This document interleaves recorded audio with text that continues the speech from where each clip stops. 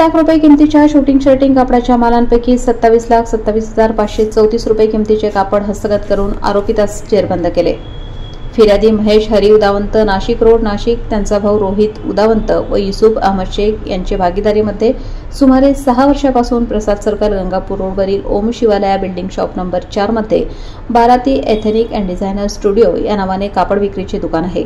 दिनांक 12 जुलै 2025 रोजी फिर्यादी महेश हरी उदावंत यांनी गंगापूर पोलीस ठाण्यास तक्रार दिली की त्यांचे भागीदार असलेले युसुफ अहमद शेख यांनी बाराती एथनिक अँड डिझायनर स्टुडिओ या संस्थेतील विकलेल्या मालाची रक्कम दुकानातील सर्व सीसीटीव्ही बंद करून संस्थेच्या बँक खात्यात न घेता स्वतःच्या वैयक्तिक बँक खात्यावर घेऊन फिर्यादी यांचा विश्वासघात करून फसवणूक केली।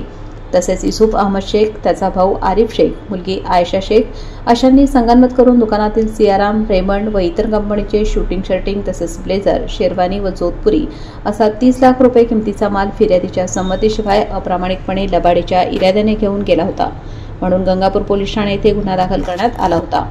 सदरचा गुन्हा दाखल होताच गंगापूर पोलीस ठाण्याचे वरिष्ठ पोलीस निरीक्षक जगवेंद्र सिंग राजपूत यांनी गुन्हे शोध पथकाचे मोतीलाल पाटील व अंमलदार तसेच खंडणी विरोधी पथकातील अंमलदार अशांना गुन्ह्यातील आरोपितांचा शोध घेण्याबाबत आदेशित केले।